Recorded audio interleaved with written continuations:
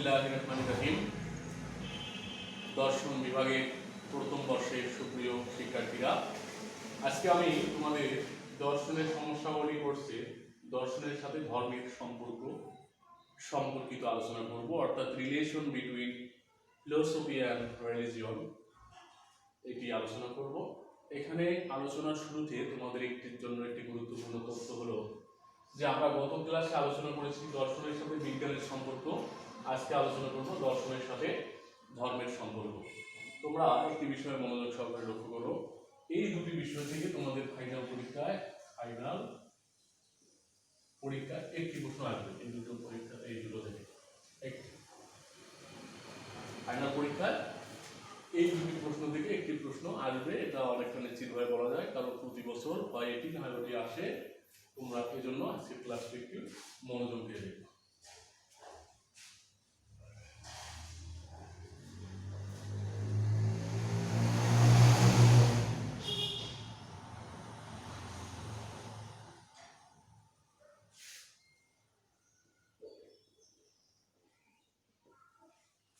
আমরা গত ক্লাসে বিজ্ঞানের সাথে দর্শনের সম্পর্ক আলোচনা করার সময় দর্শন এটা বিষয় জেনেছি যে দর্শন কি। যদি আমরা সংক্ষেপে বলি যে দর্শনের ইংরেজি প্রতিশব্দ হলো ফিলোসফি, যা গ্রিক শব্দদ্বয় ফিলোস এবং সোফিয়া শব্দ থেকে এসেছে। গ্রিক শব্দ ফিলোস অর্থ হলো লাভ বা ভালোবাসা, আর সোফিয়া অর্থ জ্ঞান, অর্থাৎ ফিলোসফি শব্দ অর্থ জ্ঞান এর প্রতি অনুরাগ বা জ্ঞানের প্রতি ভালোবাসা, লাভ ফর উইজডম বা লাভ ফর নলেজ। আর দর্শন শব্দটি বাংলা সাধারণ অর্থে বোঝায় যে দেখা বা প্রত্যক্ষ করা, কিন্তু দর্শনের ছাত্রছাত্রী হিসাবে আমাদের বলতে হবে দর্শন বলতে সাধারণত দেখা নয়, দর্শন বলতে যৌক্তিক এবং বৌদ্ধিক দৃষ্টিভঙ্গির মাধ্যমে কোনো বিচার বিশ্লেষণ করা বা জগৎ জীবনের সমস্যাগুলি সমাধানের একটা বৌদ্ধিক প্রচেষ্টা। তাহলে আমরা দর্শন সম্পর্কে যেহেতু একটু প্রাথমিক ধারণা বা দর্শনের ছাত্র হিসাবে আমাদের দর্শন কি এটা আমরা জানি। এখন আজকে আমরা আলোচনা করব ধর্মের সাথে দর্শনের সম্পর্ক আলোচনা করার পূর্বে এর জন্য আমাদের ধর্ম সম্পর্কে একটু জানা প্রয়োজন।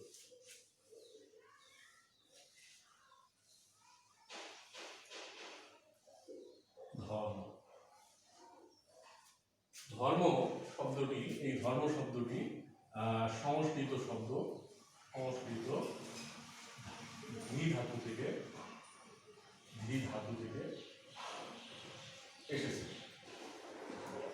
যার অর্থ হলো এই ধী ধাতুটার অর্থ হলো যার অর্থ ধারণ করা।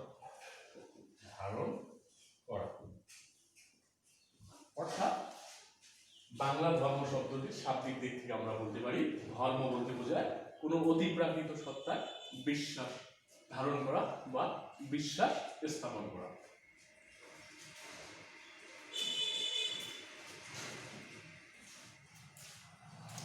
আর ধর্মের ইংরেজি প্রতিশব্দ হলো রিলিজিয়ন। এই রিলিজিয়ন ধর্মের ইংরেজি প্রতিশব্দ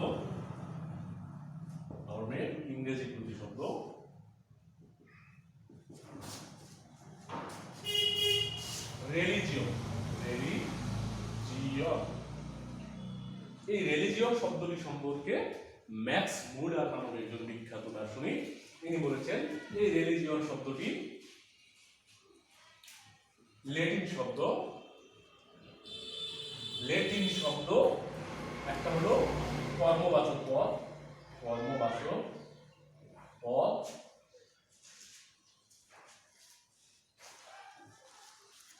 রিলিজিয়ন হলো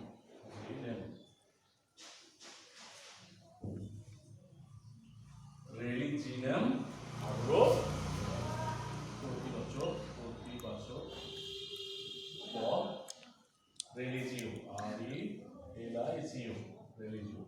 এই শব্দ দুটি থেকে উৎপত্তি লাভ করেছে। ম্যাক্স মুলারের মতে যে ধর্মের ইংরেজি প্রতিশব্দ হলো রিলিজিয়ন, এই রিলিজিয়ন শব্দটি ল্যাটিন শব্দদ্বয় এটা কর্মবাচক পদ রিলিজিয়নেম বা রিলিজিও এবং রিলিজিয়নেম, এই দুটো। এটা হলো রিলিজিয়নেম হলো কর্মবাচক পদ আর রিলিজিও হলো কর্তৃবাচক পদ। এই ল্যাটিন শব্দ রেলিজিয়াম এবং রেলিজিও শব্দ দুটির তাৎপর্যগত অর্থ হলো স্রষ্টার প্রতি ভক্তি, গভীর ভক্তি বা ভীতি। তাহলে আমরা এদিক থেকে আমরা বলতে পারি ধর্ম হলো, আর ইবি টেইলর নামক একজন বিখ্যাত দার্শনিক ধর্মের সংজ্ঞা করেছেন, ধর্ম হলো অতিপ্রাকৃত সত্তায় বিশ্বাস। ইবি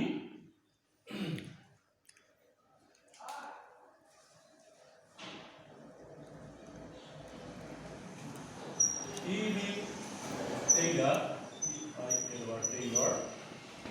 ধর্মের সংজ্ঞা করেছেন, ধর্ম হলো অতিপ্রাকৃত সত্তায় বিশ্বাস। বলেন, ধর্ম হলো অতিপ্রাকৃত সত্তায় বিশ্বাস। তাহলে আমরা ধর্ম সম্পর্কে একটু নিজের ভাষায় যদি আমরা বলি যে ধর্ম কি, যে ধর্ম হলো অতিপ্রাকৃত কোনো সত্তায় বিশ্বাস স্থাপন করে নিজের কল্যাণের জন্য সব কিছু সেই অতিপ্রাকৃত সত্তার কাছে নিজেকে আত্মসমর্পণ করা, বা সব কিছুর জন্য সেই অতিপ্রাকৃত সত্তার উপর নির্ভরশীল হওয়া। তাহলে আমরা ধর্ম কি এটা জানলাম, আর গত ক্লাস বা দর্শনের ছাত্র হিসাবে আমরা জানলাম ধর্ম দর্শন কি। তাহলে দর্শন এবং ধর্ম সম্পর্কে আমরা জানলাম। এখন আমরা জানবো ধর্ম এবং দর্শনের মধ্যকার সম্পর্ক। সুপ্রিয় ছাত্রছাত্রীরা, তোমরা জানো যে জ্ঞানের একটি বিষয়ের সাথে অন্য একটি বিষয় দু ধরনের সম্পর্ক থাকে। একটা হলো সাদৃশ্যমূলক সম্পর্ক, আর একটা হলো বৈসাদৃশ্যমূলক সম্পর্ক। তাহলে আমরা এখন এই বিষয়গুলো আলোচনা করব। তাহলে আমরা প্রথমে আলোচনা করি সাদৃশ্যমূলক সম্পর্ক।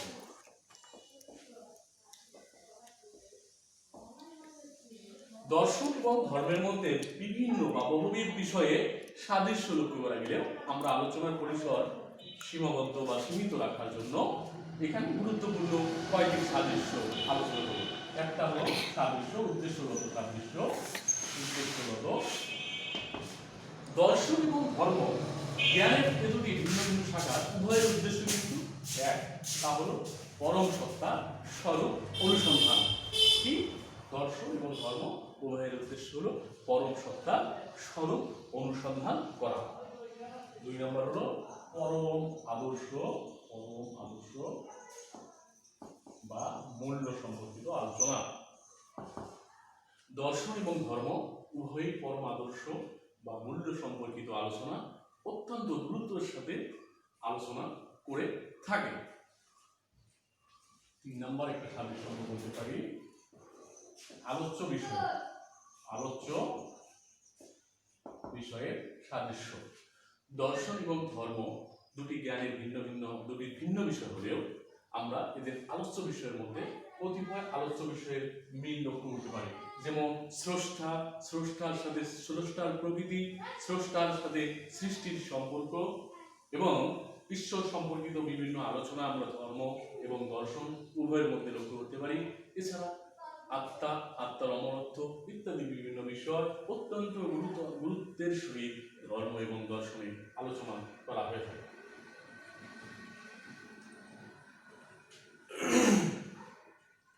আরেকটি হলো দর্শনের সাথে ধর্মের উভয়ের লক্ষ্য হলো মানব জীবনের কল্যাণ সাধন।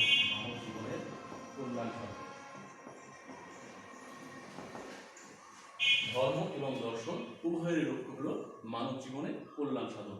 কেননা মানব জীবনেই যদি না থাকে সেখানে ধর্মের কোনো অস্তিত্ব নেই, এবং মানব জীবনকে কেন্দ্র করেই কিন্তু সৃষ্টিকর্তা কর্তৃক ধর্ম আমাদের কল্যাণের জন্য সৃষ্টিকর্তা কর্তৃক প্রেরিত বা নাজিলকৃত হয়েছে, যেটাই তোমরা বলো।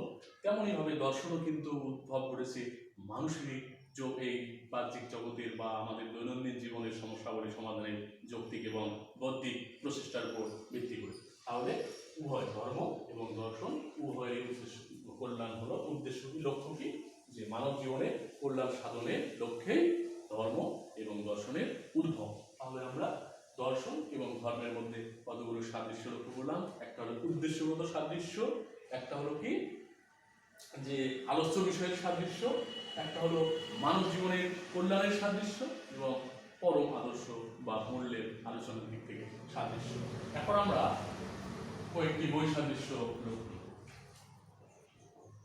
বৈসাদৃশ্য দর্শন এবং ধর্মের মধ্যে বিভিন্ন বিষয়ে সাদৃশ্য যেমন লক্ষ্য করা যায়, তেমন ধর্ম এবং দর্শন ব্যবহারিক প্রয়োজন অর্থাৎ মানুষের দৈনন্দিন জীবনের মৌলিক সমস্যাগুলি সমাধানের পথ উত্তরণের জন্য ভিন্ন ভিন্ন পন্থা অবলম্বন করার ফলে এদের মধ্যে কতিপয় বিষয়ে বৈসাদৃশ্য লক্ষ্য করা যায়। এখানে আমরা কতিপয় বৈসাদৃশ্য লক্ষ্য করব। একটা হলো উদ্দেশ্যগত বৈসাদৃশ্য। উদ্দেশ্যগত দর্শনের সংজ্ঞা আমরা জেনেছি যে দর্শন হলো আমরা দৈনন্দিন জীবনে যে সকল সমস্যার সম্মুখীন হই সে সকল সমস্যা সমাধানে যৌক্তিক এবং বৌদ্ধিক প্রচেষ্টা। তাহলে আমরা এটা বলতে পারি যে দর্শনের মূল লক্ষ্য হলো ইহজাগতিক বা আমাদের দৈনন্দিন জীবনে যে সমস্যা সমাধান হয় তা থেকে মুক্তি লাভের উপায়, কিন্তু অর্থাৎ মুক্তি লাভের উদ্দেশ্যই হলো দর্শনের উদ্দেশ্য। আর অন্যদিকে ধর্মের উদ্দেশ্য শুধু ইহজাগতিক মুক্তি নয়, সাথে সাথে পারলৌকিক মুক্তি অর্থাৎ পরকালের মুক্তি। ধর্মে পরকালে বিশ্বাস করা হয় এবং আমরা এটা লক্ষ্য করি ধর্ম কিন্তু আমাদের এই ইহজাগতিক জীবনধারা, চিন্তা চেতনা, আচার ব্যবহার কেমন হবে সেটা আদেশ বা নির্দেশ সেটা আমাদের যেমন বলা ধারণা দেয়, তেমনই এই আদেশ নিষেধ আমাদের আচার আচরণের মাধ্যমে আমাদের কৃতকর্মের মাধ্যমে কিভাবে পরলৌকিক মুক্তি লাভ করা যায় সেটা শিক্ষা দেওয়া দর্শনের উদ্দেশ্য। 2 নম্বর আমরা একটা বৈসাদৃশ্য লক্ষ্য করতে পারি ভিত্তিগত বৈসাদৃশ্য। আমরা জানি দর্শনের ভিত্তি হলো বুদ্ধি এবং যুক্তি, কারণ দর্শন বৌদ্ধিক এবং যৌক্তিক বিচার বিশ্লেষণের মাধ্যমে জগৎ জীবনের সকল সমস্যাগুলি সমাধানের চেষ্টা করে। এখানে আবেগের কোনো স্থান নেই। অন্যদিকে ধর্মের ভিত্তি হলো দর্শনের ভিত্তি বুদ্ধি ও যুক্তি, আর ধর্মের ভিত্তি বিশ্বাস। এই দর্শনের ভিত্তি বুদ্ধি ও যুক্তি, বুদ্ধি এবং যুক্তি অর্থাৎ বৌদ্ধিক এবং যৌক্তিক আলোচনার মাধ্যমে যেহেতু সমস্যা সমাধানের চেষ্টা করে। আর ধর্মের ভিত্তি হলো বিশ্বাস। দর্শনে আলোচনায় আবেগের কোনো বিশ্বাসের কোনো স্থান নেই, কিন্তু ধর্মের মধ্যে বিশ্বাসের মূল, ধর্মের ভিত্তিটা এবং মূল। যদি ধর্ম বিশ্বাস ছাড়া কোনোদিনও ধর্ম হতে পারে না, কারণ ধর্মের ক্ষেত্রে আমরা অতিপ্রাকৃত কোনো সত্তায় বিশ্বাস স্থাপন করি, যেখানে আমরা না দেখি কিন্তু বিশ্বাসটা করে থাকি। আরেকটা হলো বৈসাদৃশ্য আমরা বলতে পারি আচার আচরণগত বৈসাদৃশ্য। আচার আচরণগত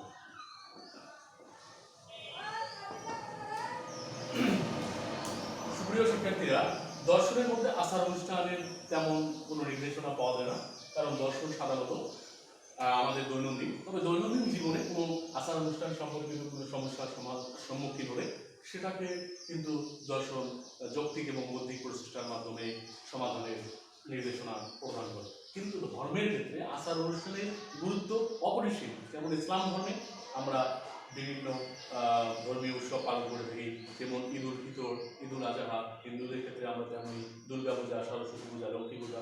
ভিন্ন ভিন্ন ধর্মীয় জনগোষ্ঠী, মানব সমাজ ভিন্ন ভিন্ন ধর্মীয় আচার আচরণ পালন করে থাকে এবং ধর্মের ক্ষেত্রে ধর্মীয় দিক থেকে এগুলো আচার অনুষ্ঠান পালন করার ক্ষেত্রে মানে গুরুত্বের সাথে নির্দেশনা দেওয়া আছে।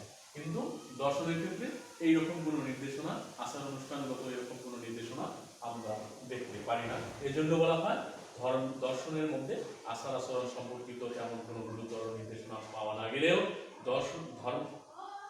দর্শনে আচার অনুষ্ঠানগত নির্দেশনা তেমন গুরুত্ব লাভ করে না, কিন্তু ধর্মের ক্ষেত্রে আচার আচরণগত বা অনুষ্ঠানগত বিষয়টি খুবই গুরুত্বের সাথে আলোচিত হয়। অর্থাৎ দর্শনে যেখানে আচার অনুষ্ঠানের স্থান নেই, ধর্মে সেখানে আচার অনুষ্ঠানগত গুরুত্ব লাভ করছে। আরেকটা হলো 4 নম্বর দার্শনিক মত ভিন্নতা। আমরা জানি তার দর্শন হলো স্বাধীন চিন্তার ফল, স্বাধীন যৌক্তিক মুক্তিক চিন্তার ফলটাই হলো দর্শন। এই জন্য কোনো বিষয় সম্পর্কে দার্শনিকগণ নিজেদের স্বাধীন চিন্তা প্রকাশ করতে গিয়ে ভিন্ন ভিন্ন মত অবলম্বন করেছেন। যেমন জ্ঞানের উৎস সম্পর্কিত মতবাদের আলোচনায় বুদ্ধিবাদী দার্শনিকগণ বুদ্ধিকেই যেখানে জ্ঞানের একমাত্র উৎস বলেছেন, অন্যদিকে অভিজ্ঞতাবাদী দার্শনিকগণ অভিজ্ঞতাকেই জ্ঞানের একমাত্র উৎস বলেছেন। বিচারবাদী দার্শনিকগণ আবার বিচারবাদকে বুদ্ধি এবং অভিজ্ঞতার সমন্বয় সাধন করলেও তাদের মতবাদটিও সবার কাছে গ্রহণযোগ্যতা লাভ করতে পারেনি। এই জন্য বলা হয় দার্শনিকগণ কোনো সিদ্ধান্ত সম্পর্কে ভিন্ন ভিন্ন মত অবলম্বন করে থাকেন, অর্থাৎ তাদের সিদ্ধান্তটা সর্বজনীন বা সর্বজন গ্রাহ্য হতে পারে না। কিন্তু ধর্মের ক্ষেত্রে কোনো সিদ্ধান্ত হলো অনেকটা, ধর্মের ক্ষেত্রে সিদ্ধান্তটা হবে সর্বজন গ্রাহ্য বা সার্বজনীন। কারণ ঈশ্বর সম্পর্কিত যেমন একটা ধর্মীয় মতবাদ যে ইসলামে বলা হয় যে ঈশ্বর এক, অর্থাৎ ইসলামে তাওহীদে বিশ্বাস করা হয়। ইসলাম বা যে কোনো ধর্মের ক্ষেত্রে আমরা এটা লক্ষ্য করতে পারি যে ধর্মের ক্ষেত্রে সকল বিষয়ে সকল ধর্মতাত্ত্বিকগণ সাধারণত এক মত পোষণ করে থাকেন, অর্থাৎ ধর্মের সিদ্ধান্তগুলো সর্বজন গ্রাহ্য বা সার্বজনীন। এজন্য বলা হয় দর্শনের সিদ্ধান্ত যেখানে দার্শনিক ভেদে ভিন্ন ভিন্ন হলেও ধর্মের ক্ষেত্রে সিদ্ধান্তগুলো সার্বজনীন।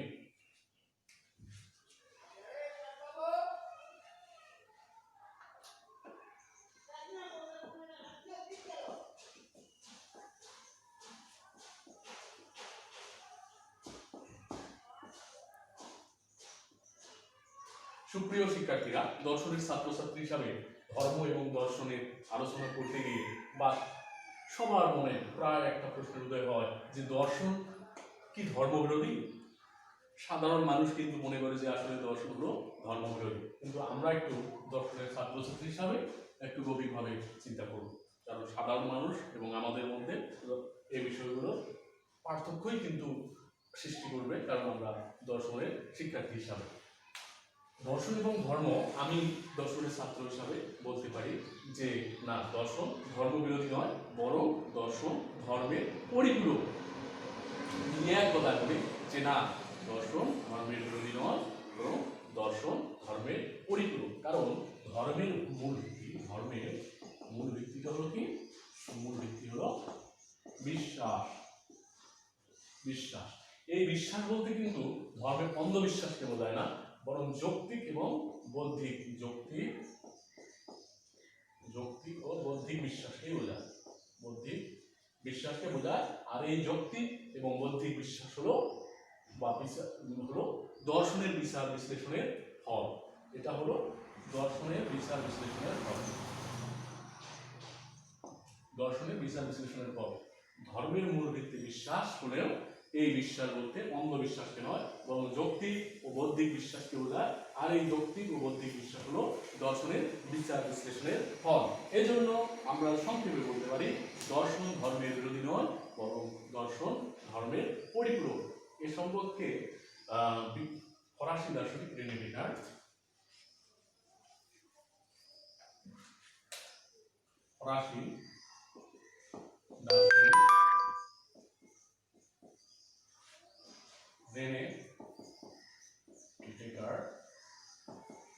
বলেন, এই রেনে ডেকার্ত কিন্তু আধুনিক দর্শনের জনক। ফরাসি দার্শনিক রেনে ডেকার্ত বলেন যে রেনে ডেকার্তের দর্শনটা হলো দর্শনের উদ্দেশ্য ধর্ম বিরোধী নয়, বরং নিরীশ্বরবাদী বা ধর্মহীনদের ধর্মীয় পথে ফিরে আনায় তার দর্শনের বা দর্শন চর্চার উদ্দেশ্য বা এই ইচ্ছাকে কেন্দ্র করে তিনি দর্শন চর্চা করেছিলেন। দর্শন যে ধর্মবিরোধী নয় তার সম্পর্কে সবচেয়ে গুরুত্বপূর্ণ মন্তব্য করেছেন বেকান।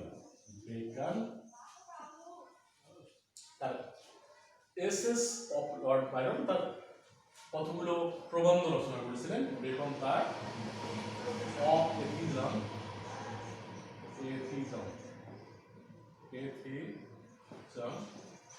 নামক প্রবন্ধ, এই প্রবন্ধে ধর্ম এবং দর্শনের যে দর্শন যে ধর্মের বিরোধী নয় এ সম্পর্কে বলেন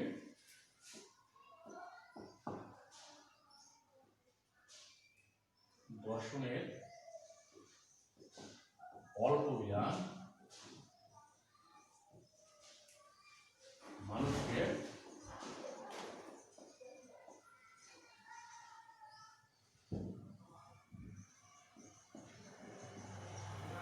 নাস্তিকতার দিকে নিয়ে গেলেও দর্শনের গভীর জ্ঞান মানুষকে ধর্মভীরু করে তোলে।